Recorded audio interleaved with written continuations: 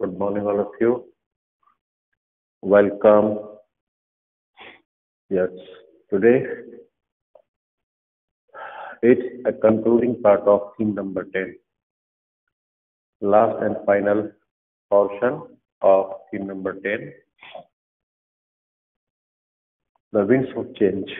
बदलाव की बेयर या बदलाव की हवा कहाँ की? ऑस्ट्रेलिया, जिस तरह से अमेरिका में चेंज आया था और वहाँ अमेरिका को आज़ादी मिली, इंडिपेंडेंस मिली और वहाँ के नेटिव्स लोगों के जो राइट्स थे उनको रेस्टोर किया गया, उनको बहाल किया गया। ठीक है, आखिर में उनको समझा गया और उनकी ट्रेडिशंस को, उनके रिचुअल्स को एज इट इज रखा गया कुछ कंडीशंस के साथ। और फिर अमेरिकन जो थे उनको मेन स्ट्रीम मुख्य धारा में वो लोग कुछ कंडीशंस के साथ इंक्लूड हुए, शामिल हुए और वहाँ की गवर्नमेंट ने, सरकार ने उनके ट्रेडिशंस को, रिचुअल्स को, उनकी जो बातें थी उनको रेस्पेक्ट दिया। मतलब उनका एफिलिएशन, उनका एफेक्शनेट जो एफिलिएशन था किसके प्रति? जमीन के प्रति, क्योंकि वो धरती पुत्र थे। हर चीज को, मतलब प्रकृति की हर चीज में वो अपनी आत्मा मानते थे। उसकी कद्र की वहां के लोगों ने समझा एंड में आके और नेटिव्स लोगों को प्रीफर किया। अब इसी तरह की कहानी ऑस्ट्रेलिया में हमने पढ़ी। ऑस्ट्रेलिया में ये सब एशियंस लोग, यूरोपियन लोग, ब्रिटिश लोग यहाँ पर एंटर हुए। जेम्स कुक नाम आता है। जेम्स कुक जब यहाँ पर आए तो उन्होंने यहाँ के बारे में लिखा। ये एक नाविक थे, सैलर थे, और यहाँ आने के बाद इन्होंने जो देखा, जो लिखा और जो भी कुछ हैपनिंग हुई, घटनाक्रम घटा, उसके बारे में हमने सुना।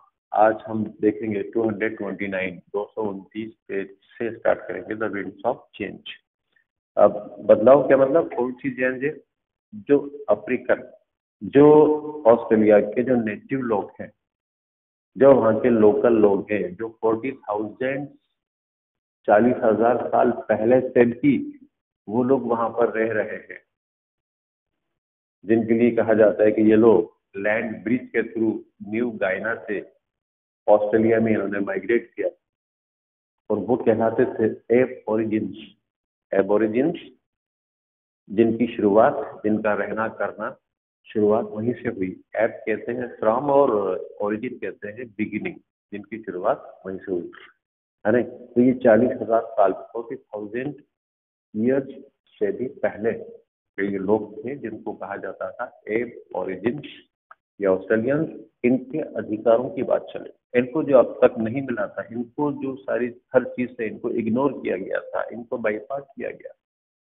देवर आउटलाइंड, इनको आउटलाइन पे रखा गया। और जो यूरोपियन थे उन लोगों ने इनको ड्राइव कर दिया था इंटीरियर पार्ट के अंदर, और यूरोपियन लोग सेंटर में रहने, मतलब जो एरिया थे ऑस्ट्रेलिया के, कोस्टल एरिया, वहां पर उन्होंने अपने अपने कब्जे कर लिए थे, कैप्चर कर लिया था। अब इनके राइट्स की बात आती। अब वहाँ के लोकल लोगों के प्रति, नेटिव लोगों के प्रति जो लोग थे वो खड़े हुए। एंथ्रोपोलॉजिस्ट, जिन्होंने ह्यूमन बायोलॉजी की स्टडी करी, कौन कहाँ का है, किस तरह का है, काले और गोरे का भेद, ब्लैक और व्हाइट का भेद, सारी बातें बताई। तो यहाँ पर उनके अधिकारों को दिए जाने की बात कही गई। वह इन 1968 में people were electrified by a lecture. वहाँ के लोगों के सामने एक लेक्चर दिया गया। वो लेक्चर देने वाले थे एंथ्रोपोलॉजिस्ट। एंथ्रोपोलॉजिस्ट कौन होते हैं? Study of human culture and evolution. वो व्यक्ति जो इंसान के कल्चर की, संस्कृति की और उसके इवोल्यूशन की स्टडी करता है, अध्ययन करता है, ह्यूमन बायोलॉजी की, यानी कौन है, कहाँ से आया है, इसका कलर ब्लैक क्यों है, जो स्टडी करते हैं वो कहलाते हैं एंथ्रोपोलॉजिस्ट। एक एंथ्रोपोलॉजिस्ट है जिनका नाम था WEH। उन्होंने एक लेक्चर दिया था। टॉपिक क्या था? The great Australian silence. Australian, ये नेटिव लोग जो अब तक खामोश थे, उन पर इन्होंने लेक्चर दिया था। इस लेक्चर ने वहां के लोगों में एक अवेयरनेस पैदा कर दी तो उनको इलेक्ट्रीफाइड कर दिया। वो एकदम होश में आ गई, ये क्या हुआ उस लेक्चर में, इलेक्ट्रीफाइड हो गए वो लोग। The silence of historians about the Aborigines, है ना, इतिहासकार जो अब तक, जिन्होंने अब तक एबोरिजिन्स, ऑस्ट्रेलियन जो नेटिव्स थे, वहाँ के स्थानीय लोग थे, उनके बारे में इतिहास में उन लोगों को जगह नहीं दी थी। फ्रॉम 1970, 1970 के बाद से इस बार हैपनिंग, जिस तरह 1970 के बाद जिससे नॉर्थ अमेरिका में हुआ, there was an eagerness to understand natives not as anthropological curiosity but as communities with distinct culture, unique ways of understanding nature and climate। जिस तरह से अमेरिका में स्टार्ट हुआ था 1970s के बाद से, वहाँ के लोगों को समझना, उनकी रिक्वायरमेंट को समझना, उनके ट्रेडिशंस को, उनके कल्चर को समझने की बात कही गई थी। ठीक है, वही चीजें अब यहाँ पर स्टार्ट हुई ऑस्ट्रेलिया के अंदर। यहाँ के नेटिव स्थानीय लोगों को समझना शुरू किया लोगों ने, उन पर ध्यान देना शुरू किया। With the sense of community, एक समुदाय के रूप में, ये भी एक समुदाय है जो सालों से यहाँ पर रहता आ रहा है, जो ओरिजिन से ऑस्ट्रेलिया के, which had what is the stories, है ना, ये वो लोग हैं जिनके अंदर हजारों कहानियां सिमटी हुई है। टेक्सटाइल, ये लोग टेक्सटाइल के बारे में जानते हैं, ये लोग पेंटिंग के बारे में जानते थे, एंड कार्विंग स्किल्स, और नक्काशी, खुदाई, पत्थर पे लकड़ी पे की जाए, ये लोग सब कुछ जानते थे। ऑस्ट्रेलियन ये नेटिव लोग थे, और सबसे पहले मतलब ओरिजिनल इनहेबिटेंट्स थे वहाँ के। उन पर उनकी एक चीज को अब पॉइंट आउट किया गया वहाँ के लोगों द्वारा, विच शुड बी अंडरस्टूड, जिसको समझा, और इस बात को एम्फेसाइज किया गया कि इन सारी बातों को, नेटिव लोगों की सारी बातों को समझा जाए, उनको रिकॉर्ड किया जाए और उनको सम्मान दिया जाए। ठीक है, अंडरलाइंग इट, इन सारी बातों को अंडरलाइन करते हुए, इनको लेते हुए, ऑल वॉज अर्जेंट क्वेश्चन, एक क्वेश्चन था जो बहुत ही जरूरी था, विच हेनरी, जिसको हेनरी रेनॉल्ड ने बाद में उठाया, लिखा एक अपनी शक्तिशाली बुक में, एक बहुत ही पावरफुल, बहुत ज्यादा बिकने वाली बेस्ट सेलर जो बुक थी, उसमें लिखा, बुक का नाम था वाई वरंट वी टोल्ड, हमें क्यों नहीं बताया गया। ये बुक का नाम है, जो बहुत पढ़ी गई, जिसने लोगों में बेदारी पैदा कर दी, लोगों में जागरूकता पैदा कर दी, और नेटिव लोगों को अधिकार दिलाने की बात कही, उनके ट्रेडिशंस को, उनके सब चीजों को सरवाइव करने की बात की गई, उनको अनदेखा ना किए जाने की बात कही गई। दिस कंडेम, इस बुक में कंडेम किया गया the practice of writing Australian history as though it had begun with the Captain Cook's discovery. इस बुक में ये बताया गया क्योंकि ऑस्ट्रेलियन जो यूरोपियंस वहां पर आए थे, उन्हीं लोगों के हाथों में इतिहास को लिखने की जिम्मेदारी थी। लोकल लोग तो पढ़ना लिखना नहीं जानते थे, उनको तो हमेशा बाईपास किया गया, इग्नोर किया गया। तो उन लोगों ने क्या लिखा, उन लोगों ने नेटिव लोगों को, कई रीजंस हैं जिसकी वजह से उनको जगह नहीं दी, उनको उसमें किसमें नहीं दी, सॉरी, इतिहास में जगह नहीं दी। ठीक है, उसमें बताया था कैप्टन कुक को मर्डर किया गया, फिर मर्डर के बाद उन दोनों के बीच में जो रिश्ते थे, रिलेशन थे, वो सावर हो गए, इकट्ठे हो गए। फिर कई चीजें उसके बाद देखी गई जिसकी वजह से उनके साथ इनजस्टिस किया गया, लोकल लोगों को, उनको इतिहास में जगह नहीं दी गई। कुछ बातें ऐसी आती हैं। फिर अब ये कह रहा है कि हाँ, तो यूरोपियन ने लिखा कि कैप्टन कुक जब वहां पहुंचे, कहाँ, ऑस्ट्रेलिया में, तब से वहां का इतिहास लिखा जाना शुरू हुआ। इतिहास की स्टार्टिंग, बिगिनिंग वहीं से मानी जाती है। इस चीज को कंडेम किया गया इस बुक के थ्रू, इस किताब के थ्रू, कि वो गलत इंफॉर्मेशन है इस बुक में। तब जाके वहां के लोगों को मालूम चला और वहां पर एक खलबली सी मची, और फिर एक नया सूरज निकला वहां के नेटिव्स लोगों को आगे बढ़ाने के लिए, उनके अधिकारों को दिला। सिंस देन, सेकंड पैरा है, सदी से यूनिवर्सिटी, वहां पर यूनिवर्सिटी डिपार्टमेंट्स खोले गए, विश्वविद्यालय विभाग खोले गए, शुरू किए गए, है क्यों शुरू किए गए, टू स्टडी नेचर, और जो नेटिव लोग हैं उनकी जो संस्कृति है उसके बारे में अध्ययन किया जाए और सबके सामने उसको हाईलाइट किया जाए। गैलरीज ऑफ नेटिव आर्ट जो वहाँ की स्थानीय कला है उसकी गैलरीज, आर्ट गैलरीज को एक्सपोज किया गया, जगह जगह इंस्टॉल की गई वो। They have been added to the art galleries. Museums बनाए गए, म्यूजियम्स को एनलार्ज बड़ा किया गया ताकि लोग देखें कि ये नेटिव कल्चर है, ये नेटिव ट्रेडिशन है, ये नेटिव आर्ट है, ये पेंटिंग है, ये स्कल्पचर है, डिफरेंट वहाँ के लोगों की जो आर्ट थी। In fact, the museums have been enlarged to incorporate dioramas को उनके वहाँ की लोकल जो आर्ट थी उसको शामिल किया गया। इमेजिनेटिवली डिजाइन रूम्स को इस तरह से डिजाइन किया गया, एक्सप्लेनिंग नेटिव कल्चर, जो नेटिव कल्चर को सबको समझा सके, सबको एक्सपोज कर सके, सब लोग उसको देखकर समझ सके कि ये नेटिव कल्चर है, ये यहाँ के लोग का कल्चर है। और natives have begun writing their own life state, और वहाँ के जो नेटिव्स थे ये बता सके पब्लिक को, जो नेटिव्स हैं वहाँ के जो स्थानीय लोग हैं वो अब एबल हो चुके हैं, वो कैपेबल हो चुके हैं, अपनी कहानी खुद कहने के लायक, इतिहास लिखने के लायक हो चुके हैं वो लोग। के बाद कहता है कि this has been wonderful effort, ये कोशिश, ये प्रयास बहुत ही अपने आप में एक हैरत में डालने वाला था। वंडरफुल एफर्ट इसको कहा गया, जो भी कुछ वहाँ नेटिव लोगों के लिए किया गया। It has also occurred at a critical time. अच्छा, ये जो सब कुछ हो रहा था ये बिल्कुल एग्जैक्ट एंड एक्यूरेट टाइम पर हो रहा था। ये टाइम बड़ा क्रिटिकल था, बहुत ही नाजुक दौर था ये। किसके लिए ये टाइम ऐसा था? अगर इस वक्त नेटिव लोगों के बारे में लिखा नहीं जाता, अगर उनको अभी भी इग्नोर किया जाता, तो शायद ये कभी भी इतिहास के पन्ने पर, इतिहास के होराइजन पर शायद ये लोग चमक नहीं पाते, दुनिया इनको देख नहीं पाती। would have been to remain ignored, है ना? By this time, much of such cultures, है ना, would have been forgotten.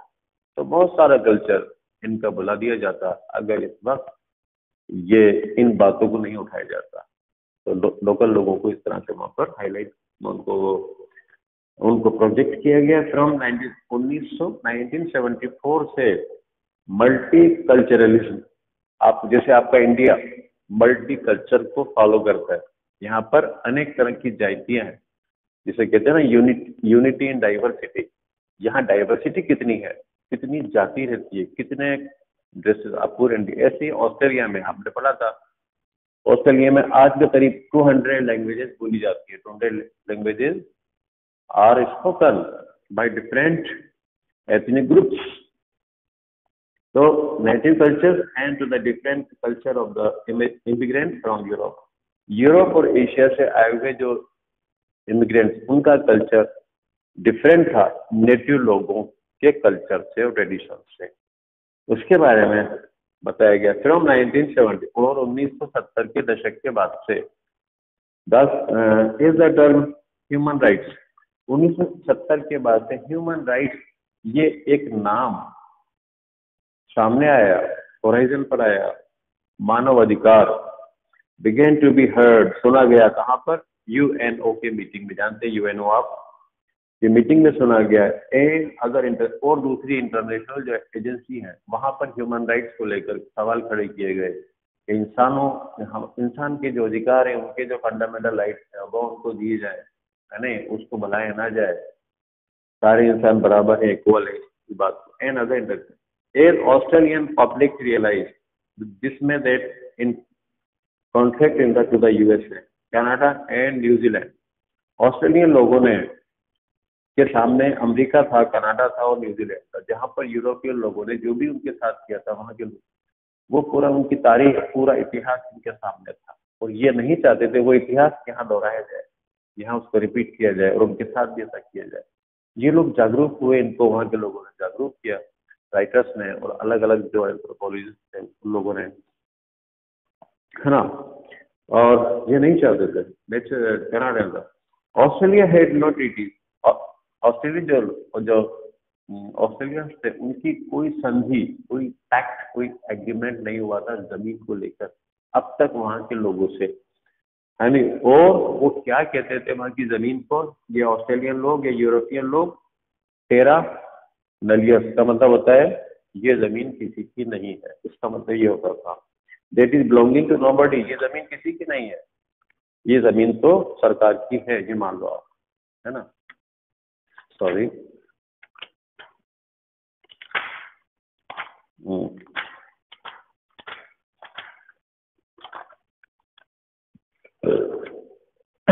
ये जमीन तो इसमें तो नोबडी पैच को टर्न करें। उसके बाद 230 पेज पर आप देखेंगे, उसमें कहते हैं कि there was also a long and agonising strike of children of mixed blood native Europeans. अब एक और प्रॉब्लम थी वहां पर, इसको लेकर, वो थी मिक्स्ड ब्लड वाले, मतलब वो बच्चे जो लोकल, जो नेटिव लोग और यूरोपियन लोग जो एक सदी पहले आए थे, 1.5 सेंचुरी बिफोर यहाँ पर आए थे, और उन्होंने यहाँ पर नेटिव लोगों से शादी कर ली थी, और उनकी जो ऑफ स्प्रिंग थी, उनके जो इश्यूज थे, जो बच्चे थे, वो मिक्स थे, है ना, मिक्स थे। तो क्या है, there were also a long, एक लंबी और एक एगोनाइजिंग इतिहास भी है उन बच्चों का जो मिक्स्ड ब्लड के हैं, मतलब नेटिव यूरोपियन बीइंग फॉर्सिबली उनको अलग किया गया। ये भी वहां पर सर्वे चला, ये कौन से बच्चे नेटिव्स हैं, कौन से बच्चे लोकल हैं, कौन से बच्चे बाहर के हैं, कौन यूरोप का है, कौन एशिया का है, कौन लोकल है, इनको अलग किया गया, separated from there native relatives, जो नेटिव थे उनसे अलग किया गया। सारी कोशिशें की गई उनके उसके लिए। इसके बाद आता है लास्ट मेरा, एजुकेशन अराउंड दिस क्वेश्चन। इस तरह के जो सवाल थे उनके प्रति एजिटेशन, आंदोलन चला, और यह आंदोलन लेड टू इंक्वायरीज, उस मालूमात की तरफ ले गया, मतलब ये एजिटेशन जब चला इससे इंक्वायरीज खड़ी हुई, एंड टू इम्पोर्टेंट, और इंक्वायरी के बाद 2 इम्पोर्टेंट डिसीजन लिए गए, इम्पोर्टेंट निर्णय लिए गए। वो क्या थे? Number 1, to recognize that the natives had strong historic bonds with the land। पहली चीज थी, वहां की गवर्नमेंट ने इस चीज को मान्यता दी कि ये जो नेटिव लोग हैं इनका रिलेशन 100%, मतलब इनका जो रिलेशन है जमीन से, जो बॉन्ड है, जो रिश्ता है, जो संबंध है, वो बहुत ही टचिंग है, बहुत ही मार्मिक है। ये धरती पुत्र है, ये एक एक चीज को अपना मानते हैं, अपनी आत्मा की तरह उसको मानते हैं, जमीन, पेड़ पौधे, पूरी नेचर को, इसका सम्मान किया गया।